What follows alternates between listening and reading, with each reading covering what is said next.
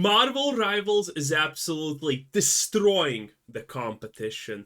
That hero shooters are a declining, oversaturated genre, and we know that there's a sizable graveyard. We just saw Concord die. But of course, that's an assessment that does not gel with Marvel Rivals' absolutely gigantic success, because somehow in a year where everybody has been mocking publishers over hero shooters and generally just mocking a lot of live service titles, Marvel Rivals is absolutely thriving, and that is not an overstatement. It got 10 million players in its first 72 hours, and by now, Huge. It's actually hit 20 million. This is so much activity that Steam's backend even struggled, and for some developers it broke. They were not able to access the Steam backend to update their stuff, and this was all timed with Marvel Rivals absolutely ramming Valve servers, and of course their servers were getting rammed by both Tencent and NetEase because at the same time Path of Exile 2 did happen to be doing quite well. I have been talking about this for years at this point. The hero shooter genre is not oversaturated, it's not dead. People are just waiting for something good to happen. Like, think about it. Where are people getting this idea that the hero shooter genre is oversaturated? Literally only Overwatch exists. And I have been saying this, again, for years. Overwatch is king, and it's declining fast because its glory days are over. People are just waiting for something actually good to come. Because Overwatch, in general, is a very casual, friendly experience that a lot of people can just jump in, quickly play, have a little bit of fun, not think about it too much, and be out if they want to. It was the king for such a long time, and nothing else existed. Concord's a goddamn joke. Everything else that has come out and has the title hero shooter has been absolute trash that should not have ever even seen the light of day, honestly. And now comes Marvel Rivals, a good game, no politics, hot women, hot men, fun action, fast-paced, everyone loves it, and surprise, surprise, it's destroying everything. I have said this so many times that this is going to happen. Overwatch, Diablo 4, World of Warcraft are just waiting with all of their player base until something better comes along and everyone can jump ship. Path of Exile 2 is already destroying Diablo 4. Diablo 4 destroyed Diablo 4, let's be honest. But Path of Exile 2 is pretty much just putting the final nail in the coffin. And for World of Warcraft, well, nothing has currently sadly come out. But, you know, it's also a fading thing. The moment something hits and is as good as World of Warcraft, people are going to jump ship. And this is actually one of the broader discussions that I talk about, the collapse of Blizzard, because it is inevitable. Again, the same way that currently Marvel Rivals is absolutely demolishing Overwatch and taking all of their players, the same way that Path of Exile is doing that for Diablo 4, something just needs to come along that's actually good enough, fun enough, and World of Warcraft is going to have the same fate. Classic and Season of Discovery will not have the same fate, but Retail's full of people who are exactly the type of players that are currently playing Diablo 4 and Overwatch. People who are bored, who are just jumping in, playing a little bit a day, feeling good, jumping out, and they don't care. They are just waiting for the next big thing to happen, and when it does, Blizzard's gonna completely go bust. Because honestly, the only thing that's making them decent money is probably, first is World of Warcraft, then is most likely Diablo 4, and then is Overwatch, because Diablo 4's overpriced cosmetics are insane. But yeah, the Blizzard is gonna see a collapse. The same way that Marvel Rivals is currently just spitting and destroying Overwatch and laughing about it in its face, the same is gonna happen to every other IP that they own. So much so that together, Steam actually hit a new concurrency record of 39.2 million users online at once, which is crazy. But that's not what's truly noteworthy to me. A free-to-play game exploding and then just falling to pieces, or people quickly running away, a flash in the pan, that is not a surprise. It's actually what we tend to expect. And on the internet, when people tell you something is shocking, it's often hyperbole. Here, no. This is a shocking chart. This Not shocking in the slightest. Am I the only one who understood this? That the hero shooter genre is not even remotely close to oversaturated or dead. My god. This is the retention that we are seeing with Marvel Rivals, and this is genuinely impressive. It has essentially maintained its launch peak for an entire fortnight. This is a vanishingly rare achievement. It is absolutely stunning. The daily lows for this game are resting at 180k. And, well, they're good, the highs are good and regular, and I kind of remember the words of our erstwhile Prime Minister Theresa May, strong and stable. It's rare for a new game to be that strong and stable, and if you're Blizzard... By the way, anyone who plays Marvel's Rivals, do you know what Captain America even does? He kinda exists. You're absolutely going to be feeling a sting. So much so, you'll definitely need to check out today's sponsor. Gorboot.dev, they're a long-time channel supporter, and they... for free. Coding is for people who are bad at finance. Remember, boys, we at finance control the world. Even if you're a top-notch coder at a firm that literally is that only does coding, you are still below the boot of finance, and everything we say is the law of the land. Know your place, coders. You're just a means to an end. So what the hell's going on here? Marvel Rivals is a free-to-play just like Overwatch, but that's not really an even comparison because of price anchoring.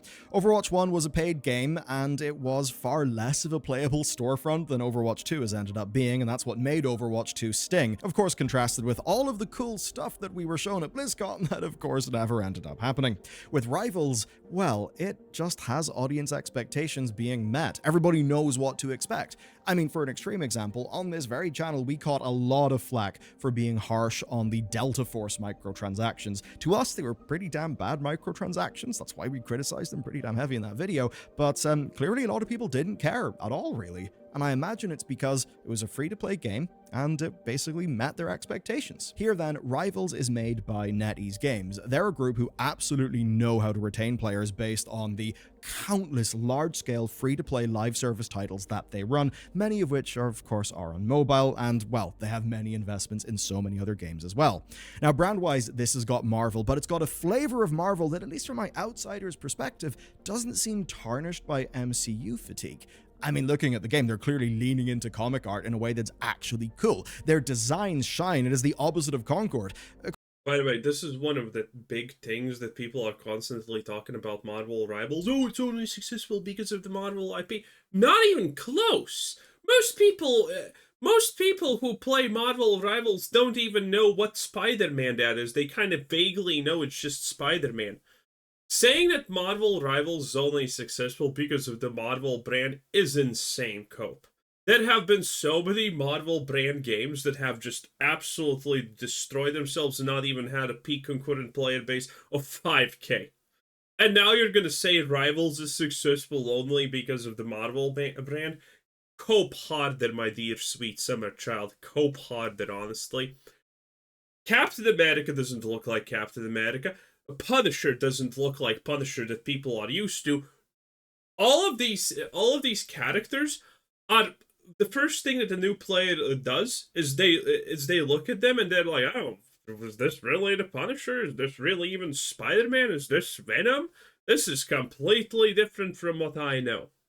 So no, the Marvel brand is not helping it out a lot here, but the Marvel brand has something that, for example, Overwatch never will be able to do, which is Overwatch is currently doing like a bunch of idiots. So, after Fortnite started doing the collabs with all these other IP studios, you know, Family Guy avatars and things like that, Overwatch is shy, hey, we can do it too, but Overwatch can't. Overwatch can't pull it off. You know why all of these crossovers in Fortnite are successful? Because they are not behest to the concepts of the same wokeness as Blizzard. And I'm serious here, by the way. Because look at the character's design. Look at Black Cat from Fortnite. Blizzard would never even come close to making her so actually attractive and appealing. Same with all the other things. So when Overwatch does a crossover with something, you can expect all the women characters to be godforsaken ugly, not appealing, not even anything that close that people expect, and the male characters are just gonna be generic losers.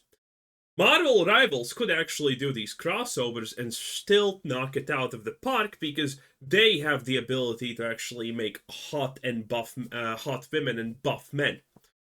So Overwatch is losing on so many fronts. Concord's a game that did have a few banging bits of concept art, but my god, there are not even words to describe how badly that all translated into Sony Photoreal 3D. It just didn't work. But Marvel Rivals has another strength. It is not wholly original, and you may think that's me just absolutely launching it into an attack, but look, it is pretty similar to Overwatch. Yeah, this is Hawkeye. Can anyone even tell that that's Hawkeye? Probably not! But that's not really the main point. One person who did try to make a point in this, though, was Mike Ybarra, our dearly departed Blizzard president, who is still out there hunting down some tasty high-growth opportunities. He launched a rather infamous tweet. I'm just going to read it out for you, and hey, you gotta get it here because he deleted the original. Quote, "Looks like Overwatch Marvel rival ships tomorrow. I mean, even the character name, Widowmaker in Overwatch versus Black Widow and Marvel Rivals, lol. NetEase Tencent, all the same." Ah, Mike. Mike kind of had a point buried through the stupidity. Mike did not have any point, and this is the problem with Blizzard. Some people are saying, oh, Blizzard, how cannot Blizzard make any good games? Because they don't play other games. There is no world where any Overwatch dev plays another game. There's no world where a single Diablo 4 dev plays Path of Exile. They probably log in, get scared, and take a stress relief day off. Not like those losers would ever make anything good if they even worked it, so who cares, honestly? But yeah, I am fully convinced at this point that not a single person at Blizzard actually plays other games. They just play their own games, if we're lucky, even that, okay? Again, need I remind you the two lesbian level designers at Blizzard who clearly played Diablo 4 for the first time when they were talking about development, and that turned into talks about how being lesbians is awesome. It's just so tiresome and pathetic. But the tweet absolutely is just him literally saying that Black Widow, a character introduced in the year 1964, was a Widowmaker knockoff, which is not true. You could maybe say his actual point, though, is the character kits. In a way, it makes the point he was trying to make, but it also shows why people are resonating with this game. Black Widow has got a rifle, it's got a scoped mode that does more damage, she's got a grappling hook. So yeah, Oh yeah, like that... Like that concept for a sniper has not been done a billion times. Oh, and it's a woman. Holy, wow. Wow. Yeah, that has been done literally a million times. Snipers with grappling hooks. Oldest concept in the world, by the way. She will totally appeal to Widowmaker mains. But take a look at gameplay footage they have added to the kit. You've got a knockback kick, you've got a melee baton plus charged plasma round, and it does come together to actually play differently. Now, I get why Ybarra tweeted, but the gameplay here is different, especially with its close-range, third-person brawl element that's going on. And that's the point. Rivals does not just copy, generally speaking, it iterates. Now, there's always going to be genre Iterate on that, boys. crossover. Maybe I'm going to take a look at, say, Paladins from Hi-Rez, but Marvel Look at that. I mean, God himself came down from the heavens and crafted this experience, okay? Not a pixel here was not made without love. Rivals is different. Like Overwatch, it's got the split between tank, DPS, and support, and many of the 33 launch heroes do have direct crossovers, some that are absolutely leaned into. I mean, Black Widow probably doesn't need to be a sniper, and yeah, she'll definitely be like that to appeal to the Widowmaker mains. And some of them are inherent, like Hawkeye and Hanzo, who are both bow users, or Symmetra and Doctor Strange, who both use portals. But the thing that matters is that Rivals gets to cook with almost 70 years of inspiration and a wealth of Comparing Symmetra to Doctor Strange is, by the way, clear evidence that you have not even seen any gameplay from this game, let alone play it. Real-world player experience from other hero shooters, and that means what we've got is a slick game that is an iteration rather than a clone. That is the point that Ybarra's absolutely dunked on tweet missed, and I think it's why this is a game that is actually surprising and delighting people. It has iterated and brought its formula forward. And in a way, it's done that against traditional wisdom that would say that hero shooter is on the downtrend, that there's MCU fatigue, and that the track record with hero games is actually pretty damn bad. When we think hero game, we're all just going to think of PlayStation Spider-Man, but that's because we've forgotten the massive graveyard of dead games, and even the Marvel graveyard, which will of course have Square Enix's Avengers in it. That was very much the lol cow of its here. But even good games that have got, like, big, popular Marvel superheroes have failed to meet financial expectations. We've got two examples of this. One is Guardians of the Galaxy, and the other is Firaxis' Midnight Suns. And the thing is, those were both really good, well-reviewed games that just didn't sell. And then, of course, there's the now rather end-of-life Suicide Squad Kill the Justice League. Before that, there's Gotham Knights. So it's not been a good time. By comparison, though, Marvel Rivals has got half of the internet standing Jeff the Bloody Landshark, who I didn't even know existed, and it turns out has only existed since 2019.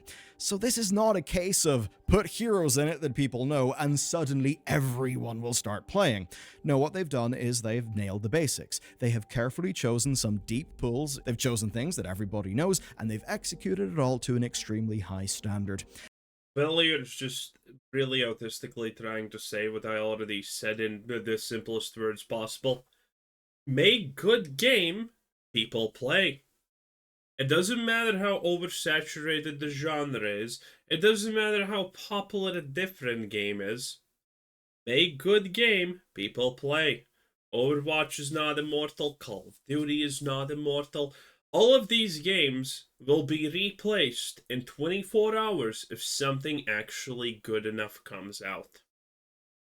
The mechanical diversity of this game, especially considering that it's only just launched, is absolutely insane. And that's a large part of why people will play it over Overwatch. One team can have, let's see, a teleporting ninja fight, multiple flight-based characters, web swingers, and where the web swinging actually feels good. If you've got Rocket and Groot, then you actually get an entirely new ability and game-wide mechanic on top of your existing set. And to quote from the game's director, the awesomely named Thaddeus Sasser, well, he basically said this: I don't know about you, but when I heard the concept of the game, I was like, oh my god, I want to be Storm in a game. I want to be Doctor Strange in a game. I want these heroes in the game. That sounds awesome. And of course, my mind immediately leapt to all the cool possibilities you could have with that. And that seems... Hawkeye has a pretty big quiver on his back. Has infinite ammo. Storm literally conjures the primal aspects of nature to attack her enemies. Needs to reload. Seems like a very trite thing. I mean, of course he's going to say that. He's the director for the game. And it's absolutely not a fair one-to-one comparison, but do you know what appears in my head? Suicide Squad Kill the Justice League, where the first reaction from most people when they watched that E3 trailer was, oh, this looks like a generic third-person shooter. Why are we just doing shoot-bang with guns? Well, it didn't only look like a generic third-person shooter, it also looked super goddamn gay, super lame, and super generic on top. Doesn't really feel like Heroes, which obviously, broad market perception, what consumers thought, was not enough to get that game any cut through. But look, that's enough lavishing this game with praise. Let's get back to business, especially because there's a statistic that puts this whole thing in context. Matt Piscatella's got 2 decades of industry analysis experience. He's the executive director of Circana. They're a long-time analytics firm. They are not small. You actually may know one of the companies they just acquired. Nielsen, as in Nielsen of television ratings fame. So they're a big fish with massive corporate clients. Literally, their stock in trade is Do the Nielsen ratings even matter anymore? actually having good analytics. And what's great is Matt shares loads of games data in public. This chart shows the percentage of weekly actives by game title, and better than anything, this shows just how winner takes all this industry is, because we can see that the top 5 games hold 75% of audiences, like just by player numbers. And if you're an indie, in a way that... For consoles it makes sense, because I mean, it's consoles, you kind of expect this. That's okay, because you're fighting for the 25% of the audience, not the big 75%. You don't need that insane level of scale to be successful. Well, to be fair, it's also the same on Steam, but you get the point. Consoles are different. But if you are a major AAA live service, you need to make a dent in that 75%. You need to fight with those games that are taking so many people in an absolute winner-takes-all industry. And of course, it's failing to do that leads to the likes of, say, X-Defiant going under the way that it did, Concord immediately dying because there was no real universe where it was going to get itself to where it needed to be. And it's in that context that Rivals is actually impressive, because in a winner-takes-all industry, it has managed to get cut through. And this is what their director had to say. It's pretty wise. There's a switching cost. I've already invested in Overwatch. I've got 15 skins for Pharah. I'm not going anywhere. I think the trick is you need to have that reason that people want to come and play your game, and I think Marvel Rivals does that exactly with the superhero. And that's basically the big point. Nailing fantasy and using the comics as an excuse to go extremely hard on designs and to make those designs fundamentally appealing. That has worked. Look, I'm not trying to be cruel to Concord on purpose, but just look at the skin variants. Look at what they look like. And now look at the things that you can buy within this game. So, Mr. Herman Hulst of PlayStation, if you're confused about why Concord, which you reportedly were really bullish about, if you're kind of confused why it didn't really work out, this is a really good example. But even with all that good, there are two things to discuss. Number one, did he really just try and say Concord did not work out because skins, or am I missing something? And I also think this cost-sunk fallacy no longer applies, in a huge way, by the way. So, the cost-sunk fallacy in most games is no longer hours played, character developed, because most of the thing is seasonal in a lot of games, but it is skins acquired nowadays. And, well, the cost-sunk fallacy doesn't exactly work, where you have 20 skins on one game, 50 skins on the other, 20 skins on the second one, and you know if you're gonna start a new game, you're gonna get 20 skins in that, no problem, really fast.